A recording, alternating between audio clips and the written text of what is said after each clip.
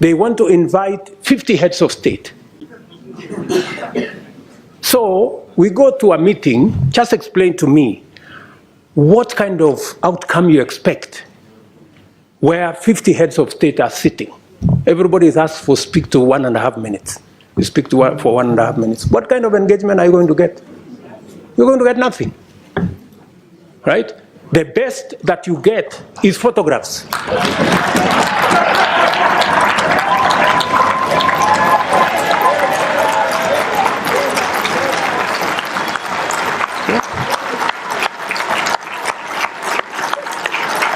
Kenya's President William Ruto has delivered a powerful speech to the Pan-African Parliament Summit on Climate Policy and Equity in South Africa. President Ruto expressed his displeasure with how African leaders are treated in global meetings and how Africa is undermined in the fight against climate change. This is a speech that will make every African proud to have him as one of the continent's leaders. Listen to what he said. Also leave a like and a comment below this video. Don't forget to subscribe. And that's the unique position we have. Instead of all the games being played, all we need to do, we are telling the world, we have our assets, we are willing to have a win-win engagement. We have the largest green energy potential, resources.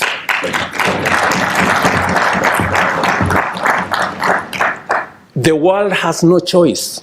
We cannot continue the fossil fuel fired industrialization. It has to change. All we are saying is we are coming with our assets, come with investment and technology, we meet halfway, and everybody wins.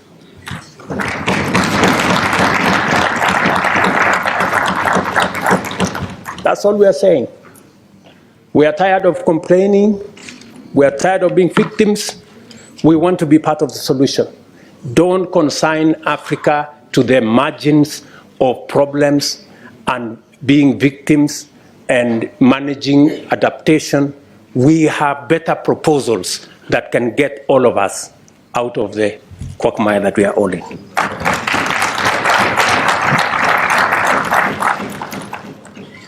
A critical growth opportunity that can be the starting point for our intentional efforts in pursuit of our aspiration is fiscal space arising from both debt restructuring and blended capital, combined with economic growth that increases tax revenues and positions African countries to invest more in adaptation and resilience.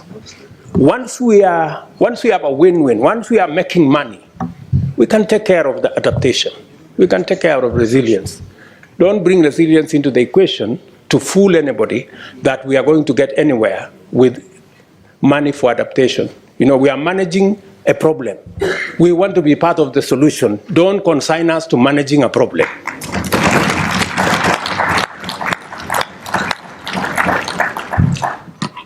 I submit to you, in this esteemed assembly, my good friends, that by taking these measures with a degree of both urgency and resolve, Africa's leaders can energize our economies and inspire the people with a new vision centered on investment and growth, which is in harmony with our planet.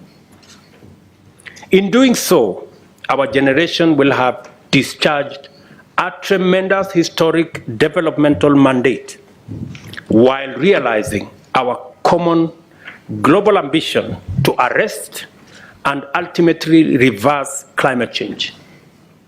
We will also make it possible for our economies to meet the needs and fulfill the hopes of a young workforce, which grows at an annual rate of about 30 million young people in our continent, requiring us to generate millions of decent jobs every year. Your work, honorable members, therefore, is clearly cut out, and your assignment very well defined. by facilitating robust and continuous discourse on the broadest cross-section of Africa, this Parliament will simultaneously employ the federative transmission of ideas from discrete grassroots agencies to the global and continental, multilateral and intergovernmental fora, and at the same time engage the devolutionary mechanisms of domesticating global standards and international norms. Although the theme of this session is the African continent at crossroads, our discussion has enlarged our field of deliberation to encapsulate possibilities that transcend our defining dilemma of past decades. For a while, Africa has struggled with an implied trade-off between economic growth and prosperity on one hand, and environmental sustainability on the other.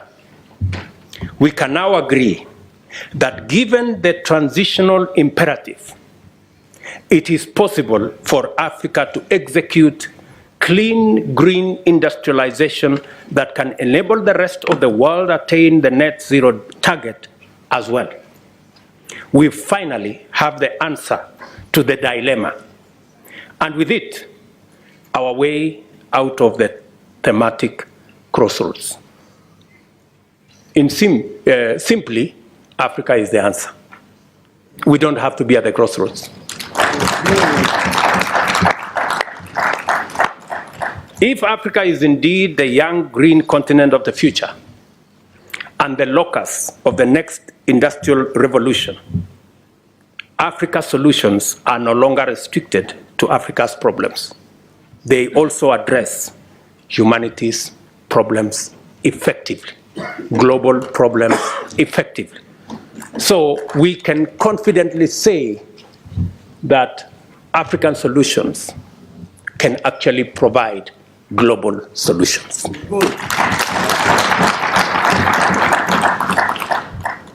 Aspirations often come with a problem of implementation. The concept paper contains a statement that I approved unreservedly. A sound policy framework should begin with formulation and end with implementation. But worldwide policy development is frequently prioritized without regard for performance. Our development partners tend to focus more on providing resources for policy development rather than implementing the policies. This situation has resulted in heaps of policy documents gathering clouds of dust on the shelves of government offices. As legislators, you are mandated not only to formulate law and policy, but also to rigorously oversee their implementation, to ensure that the African Union performs at the level of its aspirations. It will be necessary for you, as legislators, representatives, and overseers, to make sure that it empowers itself with sufficient capacity. Otherwise, African solutions, Agenda 2063, the African Continental Free Trade Area, and the young, clean, green continent of the future will remain a mere pipe dream. I want to persuade you. The power you enjoy today is delegated to you. The authority you enjoy today is delegated to you by the people of our continent. And let me remind you that the authority that you wield comes with responsibility. And responsibility comes with accountability. Our Africa Union, we have to rethink the architecture, the governance structure of our Africa Union. This parliament must provide the accountability mechanisms to make sure that all the structures of the Africa Union ultimately are answerable to the people of this continent.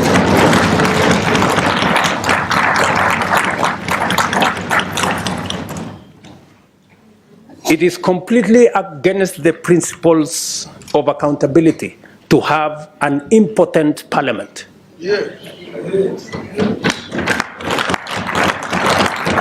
A parliament that cannot approve the budget of our organization. A parliament that cannot hold to account the executives in our administration is not the kind of parliament the people of Africa envisaged. Is not the kind of parliament our forefathers envisaged when constituting our union. Let me also say the following, that as nations, the whole reform agenda around the AU is a necessary imperative. It is not possible for us as states, as governments, to hold all the power and expect the African Union to function. We must be courageous enough, we must be bold enough to delegate some of the powers of our nations to the collective body of the African Union. That is what other progressive unions have done.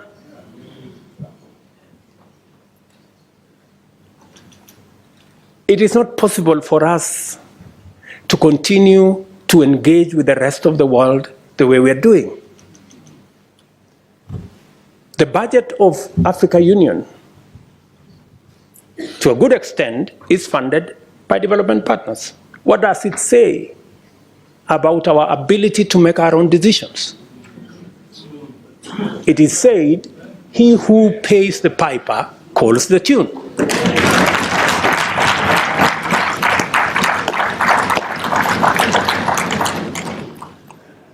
As things stand today, and I say this with tremendous respect, the Africa Commission Chair, the Africa Union Commission Chair,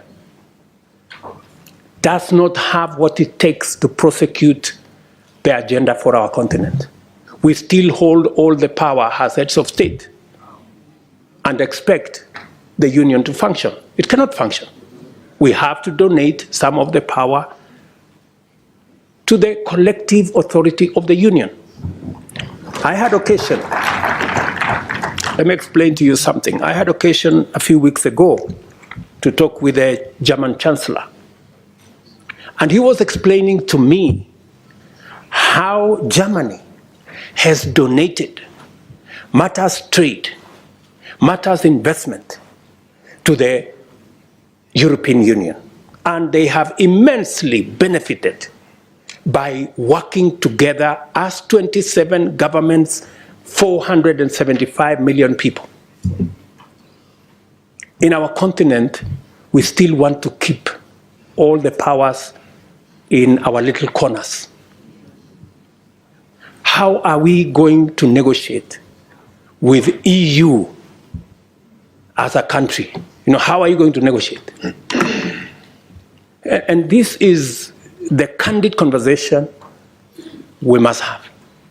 The Pan-African Parliament must operate at the same level as the European Parliament. If we have to engage with the European Union on a platform as equals, how does a country with 10, 20 million people engage with the European Union with 500 million people on equal footing? Is that a reality? You know, we just must be honest to ourselves. The globe is acting in concert. We cannot afford not to act together.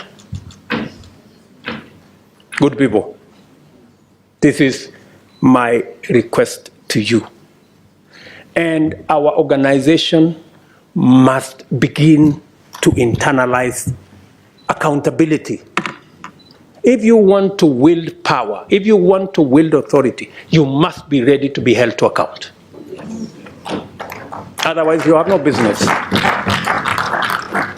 And the organization to hold the African Union to account is this parliament.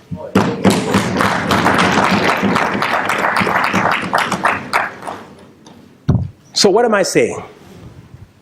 For example, let me give you another example. We have been to US Africa. We have been to some other engagement with other countries. Now we have been invited for Russia-Africa summit. We have made a decision, very respectfully as heads of state in Africa, that any engagement with other partners must be an engagement of equals. And for it to be meaningful, if we are going to meet the president of a country, we have organized ourselves that the Troika is going to represent Africa. The chair, the current chair, the past chair, the chair that is coming, and the heads of our regional economic commissions, about 6, 7 people. But what happens continuously? When others want to engage with us, they don't want to deal with the Troika. They want to invite 50 heads of state. So we go to a meeting, just explain to me what kind of outcome you expect where 50 heads of state are sitting. Everybody is asked for speak to 1.5 minutes. You speak to for 1.5 minutes. What kind of engagement are you going to get? You're going to get nothing, right? The best that you get is photographs.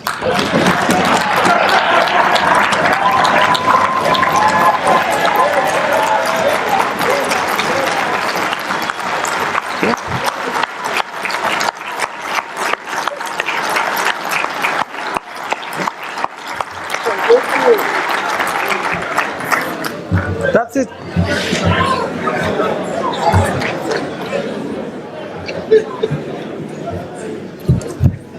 Precisely.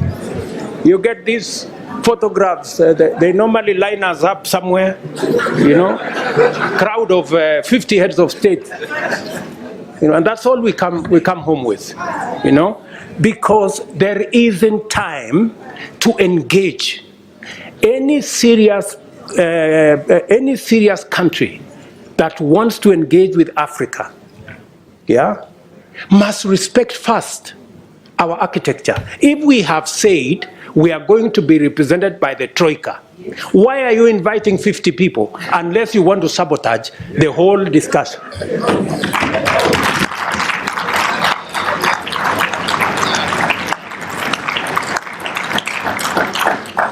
And if you can't respect our own rules, it is a sign of lack of goodwill.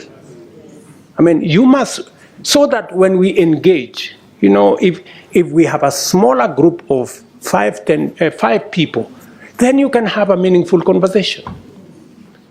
And we can have a meeting of equals. But here you are, you represent 200-300 million people.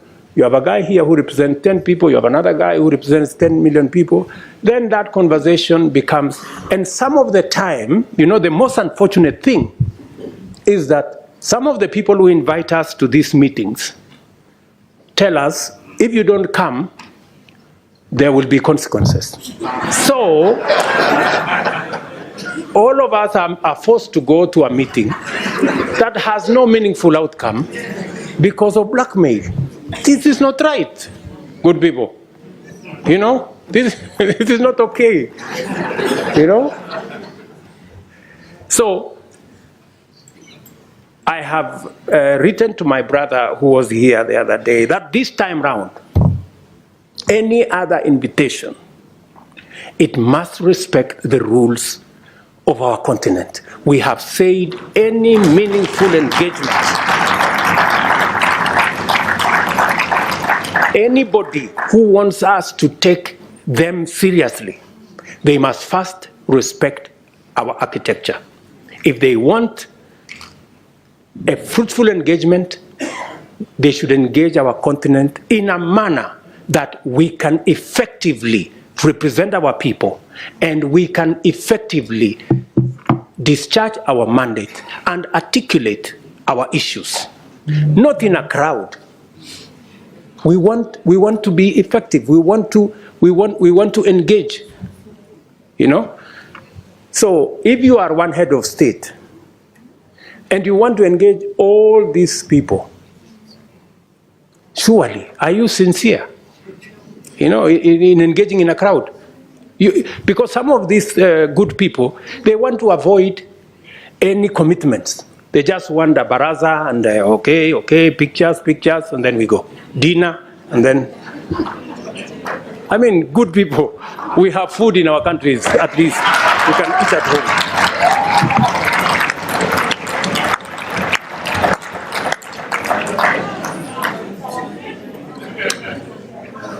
The Africa Union reform agenda must therefore become a priority this session. And you must, members of parliament, you must interrogate and conduct the process to ensure that structurally the roles of the Bureau, Summit, committees, regional caucuses, secretariat, and commission are rationalized to give Africa a fit-for-purpose continental governing body worth its name.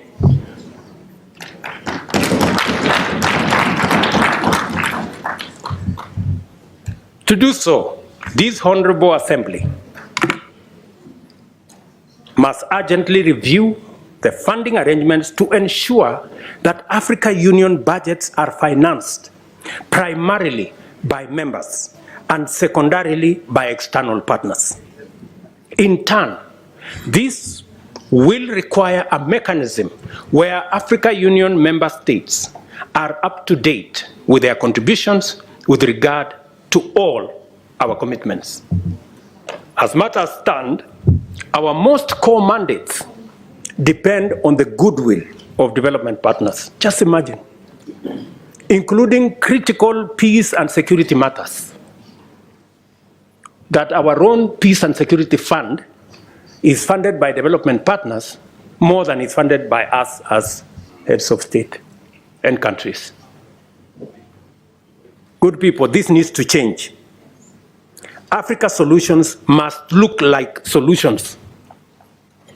And in principle, they ought to emanate from us. How do we say we are providing African solutions if it is funded by development partners? It's a fallacy. It means we have no capacity to provide Africa solutions if it is being funded by others. A case in point, we have a situation in Sudan. The generals in Sudan are bombing everything. They are bombing roads, they are bombing bridges, they are bombing hospitals, they are destroying airports, using military hardware bought by African money. Just imagine. We need to tell those generals to stop the nonsense. Yeah.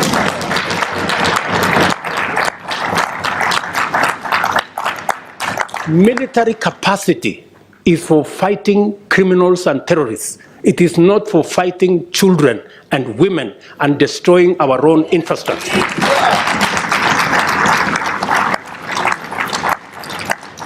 But as it is, we have no capacity to stop this nonsense in our own continent because our own peace and security fund is funded by others. We have a problem. But I'm telling you, we are going to correct this problem. It is us to do it.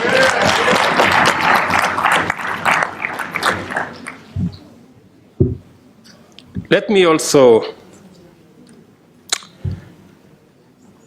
tell you that I think we're going to have a new, and we need your help.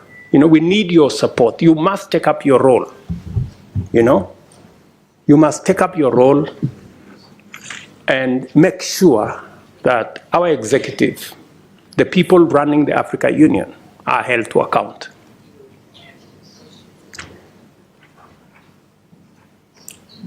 With this vision in mind, I sought and was privileged to receive the approval of the African Heads of State and Government Summit to have the honor of hosting the Africa Climate Summit in Nairobi this year in September.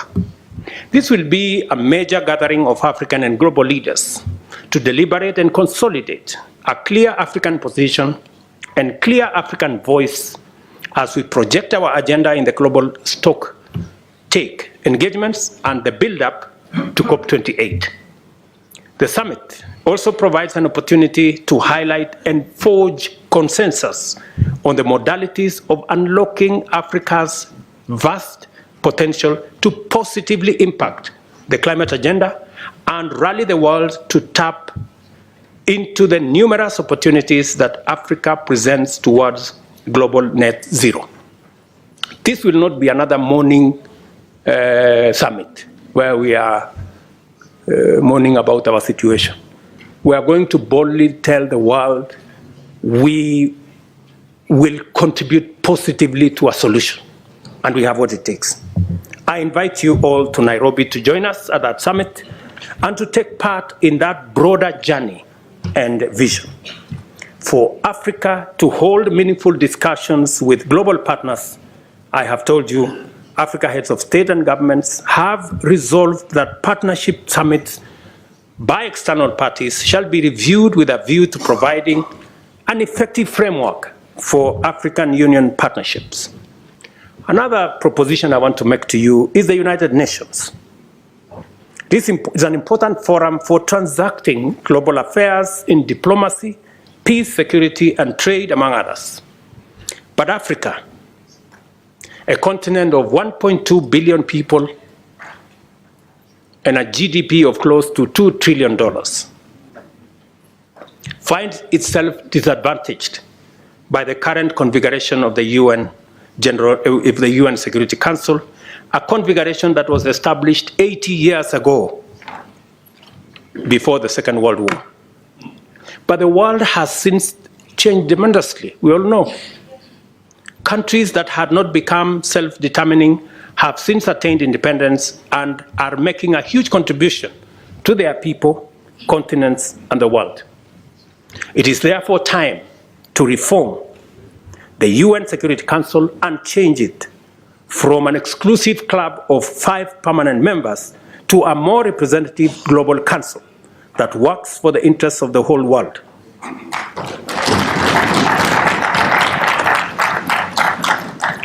We have said Africa must have, at the minimum, 2 permanent seats at the Security Council. And by the way, we are being very modest. Yeah, we are being very modest because we are understanding. We must therefore work together to make our continent prosperous, for that is what it deserves, and our people now and generations to come, and improve our relations with global business and global investments. One final thing that I know many of you have talked about Paris. Yes, we will be going to Paris because we want to occupy every space. We are going to be consistent. We are going to be coherent. We are going to be audible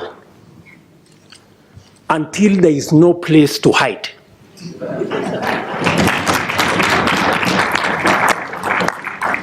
Yeah? Until the conferences are stopped. Otherwise, we will make them noisy, we will make them messy, and there will be consequences. If we are not heard, we are refusing to stay on the margins anymore. Yeah? We want to be at the table. Because we are told the risk of not being at the table is that you could be in the menu.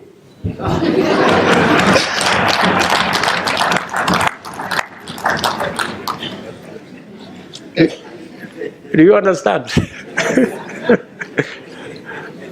So We are going to occupy every space. And we have been gentlemen for far too long. We are now going to appropriate our place because we have a contribution to make. Ladies and gentlemen, thank you very much for listening to me. I don't take it for granted. And God bless you.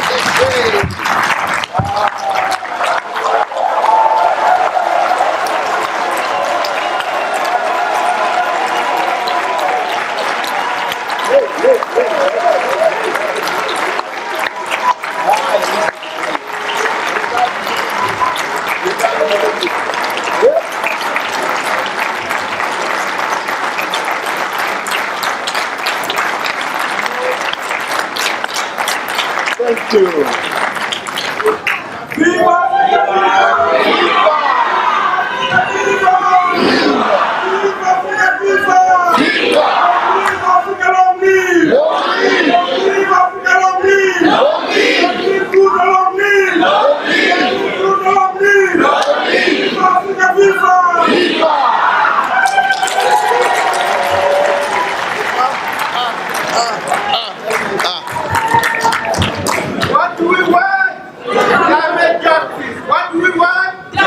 Justice. What do we want?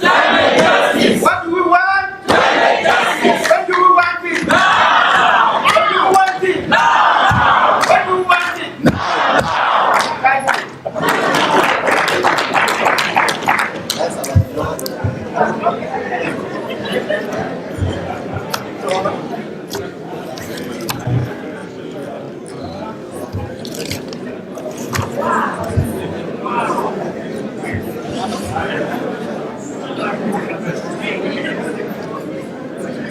I have nothing to say. I have nothing to say.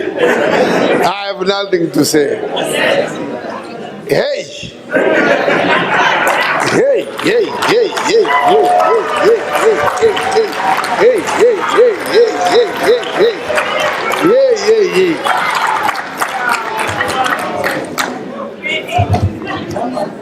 Your Excellency. Your Excellency. Yes, sir. I am standing here saying, what can I say? Nothing but to just thank you, nothing more. Just thank you. Hey. Yeah. Yeah. At one point, I could see 80% seated and wondering, looking at you like this, wondering whether this is coming from a president of this continent. People have always wanted to hear what you say, but they don't hear it. You know, you spoke as if you were this side, not this side. Look, look, look, look. You have propelled Africa to another higher level. I tell you, we now have gained the confidence in our leadership on this continent. We really have confidence. We now have hope